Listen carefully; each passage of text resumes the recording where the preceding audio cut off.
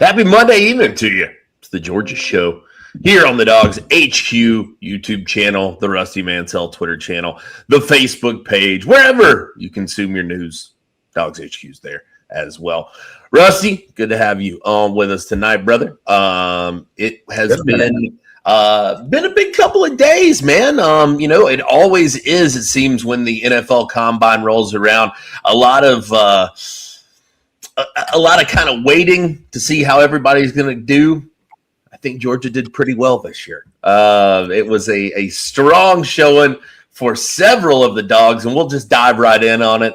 Georgia players shine in Indianapolis, man. A couple of guys really blew the roof off. I don't know how much you follow this guy, Rusty, or know about his stuff here. RAS football, the relative athletic score.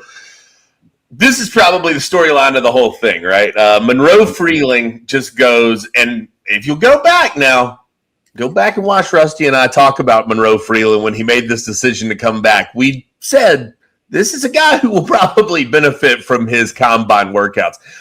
I think it's fair to say he did that. 6'7", 315 pounds, a sub 5'4", 40. 495 there. Rusty, just all the marks. According to the RAS here, ranked number 2 out of 1,500 offensive tackles from 1987 to 2026 in terms of his relative athletic score. That is going to probably bump him up a lot of draft boards. Monroe Freeling with just an incredible workout, Rusty. And like I said, man, I think both of us predicted it. It would be a good showing for him. I'm not even sure that I could have predicted that it would be that good of a showing for him. I thought he was going to test well, but man, you just don't ever know. You know what I mean? Like, you see these guys. I knew. Shout out to Brandy, his mom. She got all kind of free time yesterday talking about the yoga. I texted her yesterday. I said, Brandy, you're going to need an agent. The NFL Network talked about her for 20 minutes and the yoga and all that, but. Very athletic kid. I think his tape, backs it up. I saw a breakdown today on him versus Colin Simmons. Someone did, and it was great. There's a couple plays he got beat, but he's matched up with a, one-on-one player there in Colin Simmons next year, who will be probably a top 10 pick, and just great tape, athletic. I think, it's, the Georgia side of it sucks because he was this close to coming back, man. He was that close to coming back. But at the end of the day, man, he bet on himself. And, I remember when he came out, people were saying, like, this guy's a second round. And I know for a fact the NFL feedback was a majority second round with him. So that's kind of what he thought, you know what I mean? His agent and everybody to put things together. And there was a little bit of feedback on the late first round, but I don't think people kind of knew how athletic he was, man. And he's put in some work the last 4 or 5 weeks for sure. He's healthy. He looked great. He went up there and blew it up. It's like I told a buddy of mine yesterday on a text message. I said, Monroe Freeling will never have to worry about a power bill the rest of his life. No, I think that's fair to say, man. Like you said, I mean, you knew he was going to interview well, right? I mean, he's super well-spoken kid, guy that Georgia coaches loved. Everybody around the program always had positive things to say about Monroe Freeling. But then to go up there and put this on, one of the comparisons I saw, I believe it was Daniel Jeremiah, compared him to Anthony Costanzo. Yes. Great, you love to hear that if you're Monroe Freeling.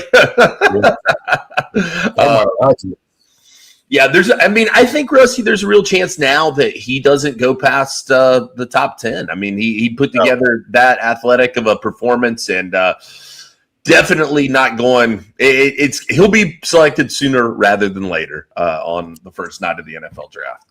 Don't like seeing those mocks for him to Cleveland. Hey, look, I somebody said something about that, man, and all I did was post back the gif of Woody Harrelson wiping his eyes with $100 bills. It's tough to be in Cleveland, but there's some advantages to that kind of that selection as well. A couple of other names here, Rusty, I wanted to pull up here. ESPN dropped this kind of a risers for every day. Obviously, they mentioned Monroe Freeling, but one of their biggest risers from day 4 from Fields Yates, Micah Morris, with another good day for him, was really complimentary of this kid's 10-yard split. Yep. And, just said that a lot of athletic ability, tapped in as a goal line fullback. He said, I believe he'll wind up somewhere in the 4th or 5th round, which would be a really nice showing for Micah as well. What did it say yesterday? He started 12 of 47 games, I think. He's kind of been that glue guy, like the 6th man always. Sometimes he started, sometimes he was the first in and rotate guy, banged up a little bit, got a chance to start this year and play for the most of the season. So kid from Camden, again, came to Georgia very young. He was 17 years old. His whole first year at Georgia, worked out good.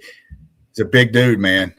Incredibly strong. I don't know if he did the bench press yet. He may have done the bench press today. I don't know if he's got those highlights on there. I think they do the bench press the day after. But I know he is super, super strong. So I'll be interested to see what he did with that. But just another one of these kids, man, where I think the Georgia value right now. I think the Georgia value in the NFL, I'm not just talking about Jordan Davis and Jalen Carter.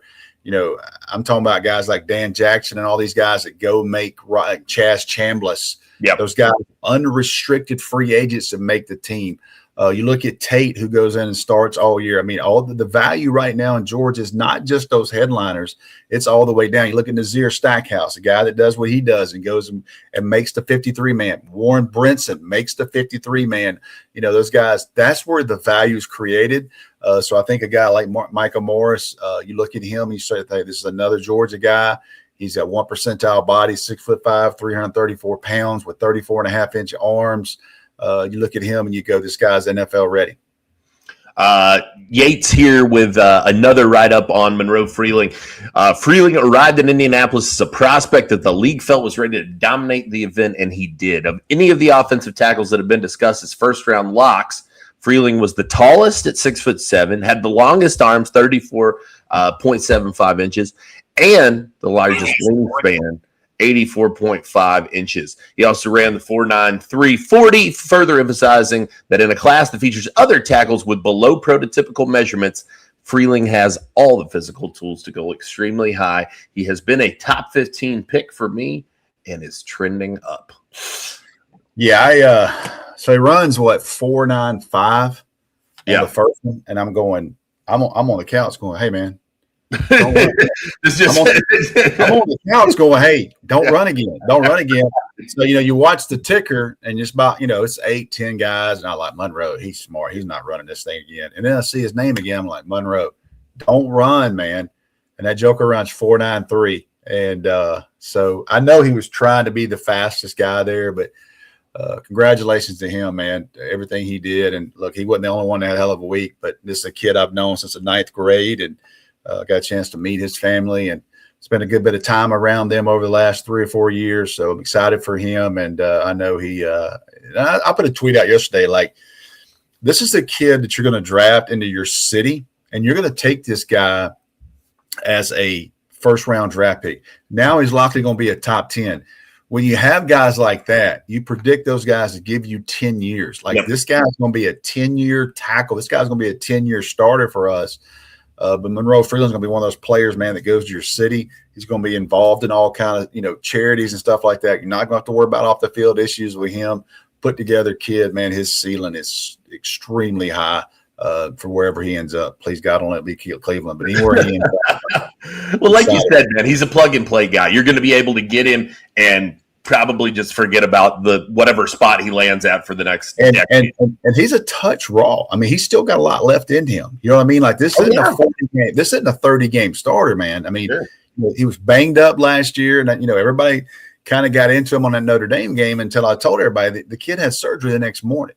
Probably shouldn't have played against Notre Dame in the Sugar Bowl, but he did. He showed that toughness. Comes back from a labrum, a complete 6-month offseason surgery. So he didn't have a complete offseason. So you see what he's doing right now with an offseason, and man, he's got a lot left in him.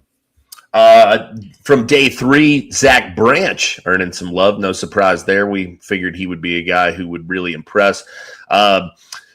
Came in small. I don't think that was any surprise for anybody. 5'9", 177 pounds. Great 40 at 4.35. Really, though, Rusty, I think what grabbed people's attentions about Zack Branch was his work in the gauntlet. Really showed some nice hands there. Oh, dude, he's natural. I mean, I sit on the board. Like, the first time I saw him, I couldn't believe how little he was. Like, that dude's little. He is a damn baller, and he will hurt you. And I was listening to some radio in Atlanta today, and it comes up with the Falcons, and the Falcons need another wide receiver to go with Drake London. They need anybody opposite of him. And I really thought about that. I was like, man, I don't know the quarterback situation there, and that's another total. We don't deal with that. But I'm just saying, with him, he makes you instantly better, man. He's electric. Kids loved him in the locker room. Georgia loved him. Great kid from everything I've heard, behind the scenes on him. And this is a guy that can make something out of nothing. And every Georgia fan that watched him this year saw him, man. There were so many times where he would catch the ball on a 1 or 2 yard. Bobo just got him the ball and let him work, man. And he made people miss tackles, contested catches. Man, I would love to see him in Atlanta, but he went up there and worked. I think he benched 20 reps, 225 in that frame, which is crazy. So excited for him. Glad he was at Georgia for a year. Everybody would love to have him, but I told everybody from the start, don't enjoy it. Soak it all in. He's one and done, man, and he was, but glad he was a Georgia Bulldog for a year. Yeah, no, a tremendous day for him. And, Rusty, I think, too, this is the NFL is shifting, I think, to accommodate guys like this so perfectly. I think you talk about 15 years ago, Zack Branch is he's a little more of a head scratcher, I think, for teams just because of that size. But because of that versatility, man, I feel like they're really figuring out how to unlock guys like that. He should do well as a kick returner as well. Just a great day all around. I also thought they didn't mention him in this article, but I thought Colby Young's 40 time was really impressive. I didn't know he could do that, to be honest. I didn't know he could run like that either, man. And, that's a kid. Look, he fought his ass off to get back, came back from injuries, and you really like that. I didn't know that Daylen Everette was going to get in those 4. I didn't know that Daylen Everette was going to. I thought Daylen Everette was a 4.4 flat guy. He goes 4.3. I think he helped himself there with the length and those things. So, look, man, we're going to talk about it in a minute, but Georgia, those kids in the combine, they did nothing to hurt future Kirby Smart recruiting classes. I mean, I hope Kirby texted all them guys and said thank you. Because they were great up there. They were great in their interviews. The ones that worked out were fantastic. Even the ones that didn't work out had great interviews and were great with the media. It was a damn good week for Georgia up there last week for those guys and the buzz they created. Oh, absolutely. Like you said, Daylen Everette with a really kind of shocking time, 4.36 in the 40. I think he's a guy who, again, we need another cornerback in Atlanta. I'd love to see Daylen Everette there, man. He's a guy who really, really helped himself. But overall, Rusty, just a great week for Georgia, like you said. Kind of an opportunity for them to showcase, what it is that makes them so different and that they do so well. And, we're not the only people who've noticed that, Rusty. There are a lot of people around the league who have taken notice of what the Georgia Bulldogs do. And I love this. I mean, this quote here from Eric DeCosta, the GM of the Ravens. They know what it takes when they get to the NFL. The acclimation is going to be easier for them because they've essentially been a program that has a lot of demands on them and is run like an NFL program. What really caught my eye about that quote, Rusty, it wasn't like he said, well, the acclimation might be easier. He said, it's going to be easier. We know this about Georgia guys. A really fantastic quote. Pulled that off of Georgia socials, and no surprise that they went and ran with that one. I mean, that was crazy if they don't do that, because that was unsolicited. The thing that's most important with that, and Georgia is they're going to show that to all the recruits, because look, that guy is a decision maker. That guy decides who they're drafting for his organization up there. When you start talking about general managers, he doesn't owe Georgia anything. I mean, that is a straight up compliment, to the program and the product that Georgia's putting out. And, sometimes it's not all about money, and I know that's a big part of it, and that's another whole podcast, but, when Kirby Smart and those guys say, look, you come here, you're going to get ready. These are what the NFL people are saying. This isn't my linebacker coach. This isn't a recruiting hostess. This isn't me sitting up with your parent. These are the people that if you want to make your lifetime dream come true, and all these kids want to go to the NFL, and I'm good with that. These are the people, this is what they're saying about who you are when you come out of our program. You're hardened. You're ready to go. You have a shorter time to produce an NFL, and they bring those guys in, man. It's great. There were several people that said things about that last week up there. It doesn't surprise me at all to see Georgia take that graphic and put it out there because, look, it's visit season. All these kids are starting to come back on campuses and stuff. And when you see some NFL people speak about your program and your product and say something that strong, it's invaluable. He wasn't the only one. There was quite a bit, and a couple of guys just down the road from Athens had plenty to say. The new regime in Atlanta taking to the mic and talking about these Bulldogs as well. Ian Cunningham, the new GM in Atlanta, on the Dogs said they're usually pro-ready. What Coach Smart has done there is really impressive. It's not surprising based off of his experience at Alabama under Coach Saban, but those guys are pro-ready. They've been coached hard. They're smart. They're disciplined. And they're tough mentally and physically. And that was also reiterated by Kevin Stefanski, who said, tough. That's what Kirby Smart is about. That's what that program is about. I'll be there at their pro day in March to see it up close and personal, but you're getting a mentally and physically tough football player when they're coming out of Georgia. Rusty, like you said, man, you can't pay for that publicity, right? I mean, these guys, that's two NFL GMs and an NFL head coach, a guy, mind you, that's not new to this league. Stefanski's been around for several years at this point. They know what these guys are about. They know the cloth they're cut from. And again, what's crazy to me, Rusty, is that all three of those guys said the same thing. They're pro-ready. That's the kind of sell I still think, even in the era of NIL, that I still think plays well with recruits. Yeah, I mean, I said on our message board today, I said, I put that quote up, and someone said, well, sometimes it's unfortunate because now it's all about money. It's not all about money. The kids that are coming to Georgia, are they getting paid? Yes, they're getting paid. Are they getting paid good? Yes, they're getting paid good. They're not going to be the highest bidder. Kirby's not working like that. But what Kirby is saying, listen, you come here, these are what these people are saying about you. If you get through this program and you got goals to make it there, listen, you just can't put a price tag on that, man. It's invaluable. That's coming from somebody that doesn't know Kirby Smart. One thing, those people probably don't text with Kirby Smart except during draft season, those types of things. They come to watch one pro day. Their scouts are here. They know what the product is on the field. And right now, just this particular group of people that's in the NFL, these last 10, 15, 18 guys that have gotten the NFL the last couple of years, they're playing, and they're playing quicker, and they're making the 53-man as undrafted. So I say this as in my personal opinion, the value of a Georgia player right now has never been higher, and they're starting to get that. You look at Micah Morris. Micah Morris, 5 years ago, he might have been a 6th-round draft pick. Sure.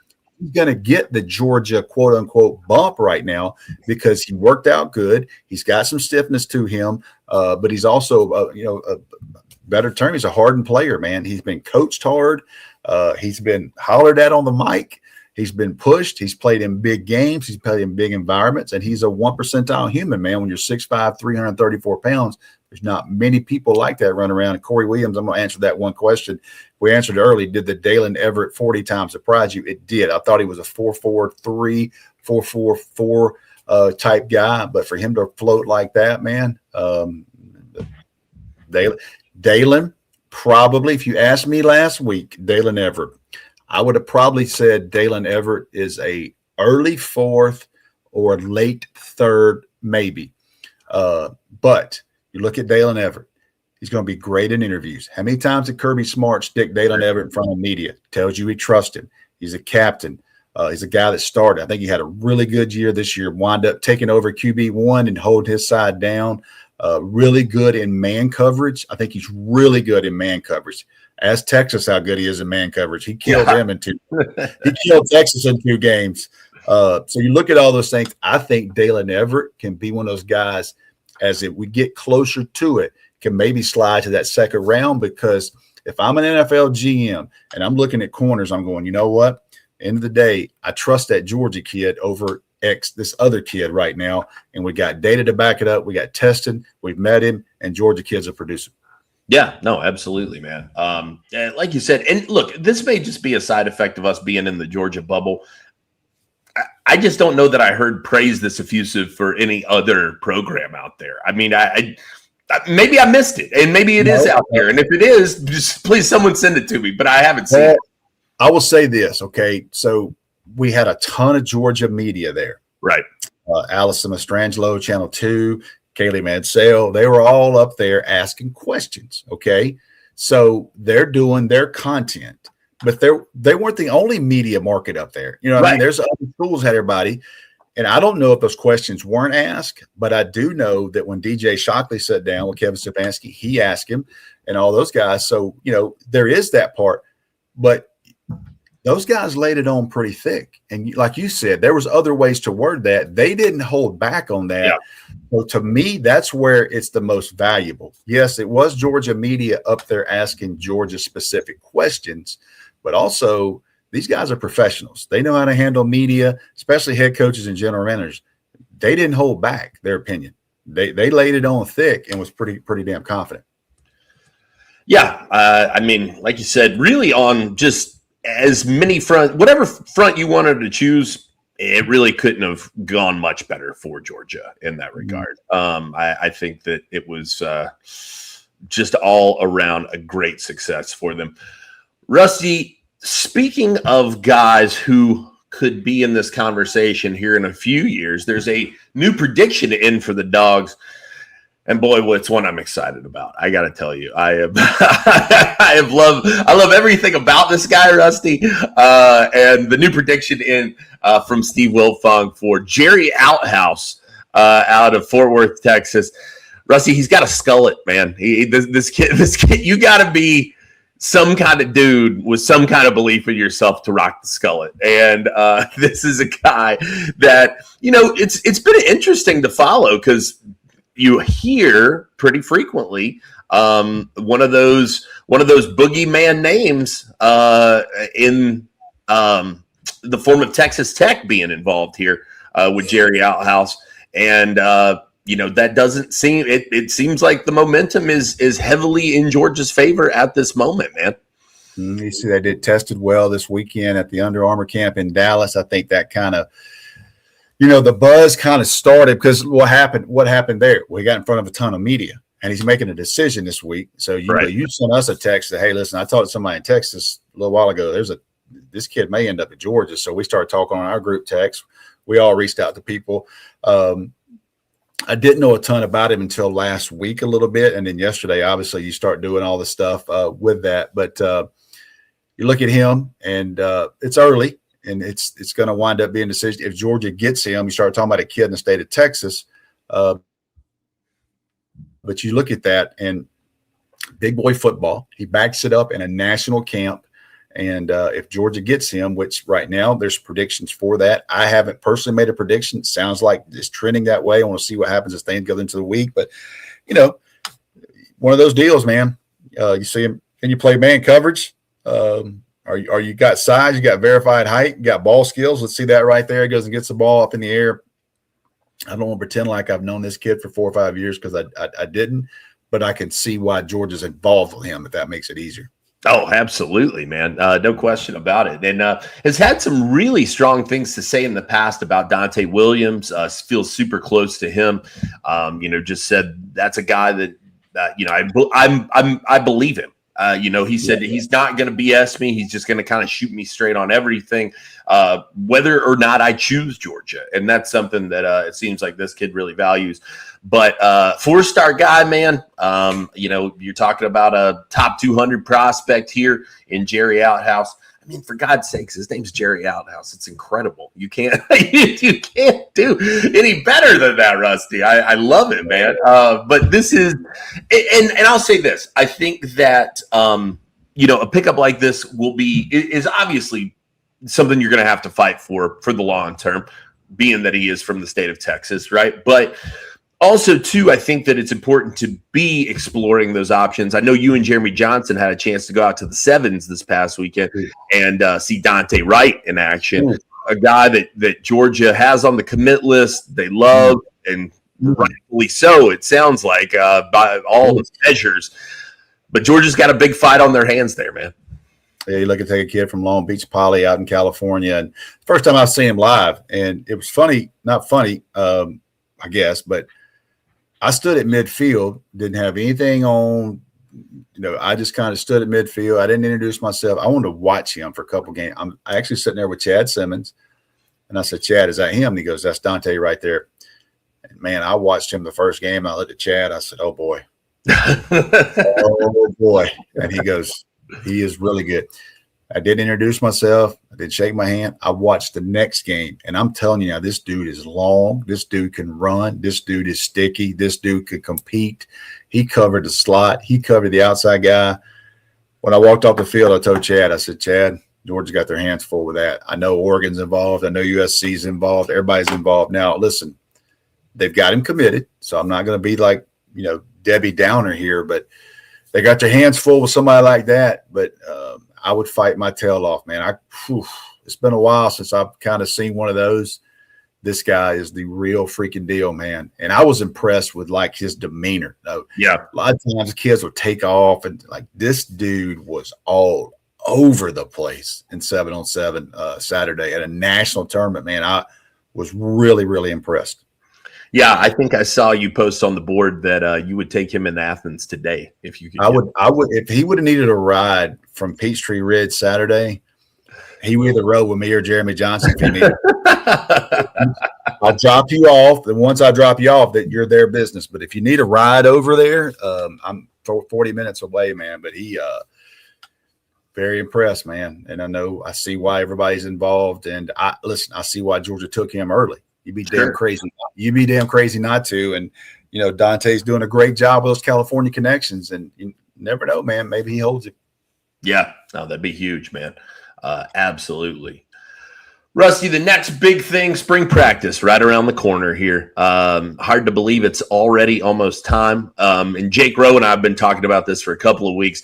I'm curious, what are a couple of the things that you're going to be watching pretty closely in this spring practice, man? I feel like for me, it's that second safety spot, right? You brought in all those bodies to compete. Who kind of comes out on top of the heap there?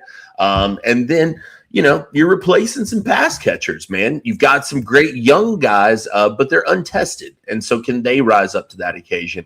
I'm curious, what's on your mind when it comes to spring practice? It'd have to be wide receiver for me. I mean, obviously the safety position is huge. That was the first priority. They had 2 safeties committed the very first weekend. And listen, it was no secret on our message board. Like I told y'all that Georgia's not playing around at safety, and they went and got 2. And 3 literally. Yeah.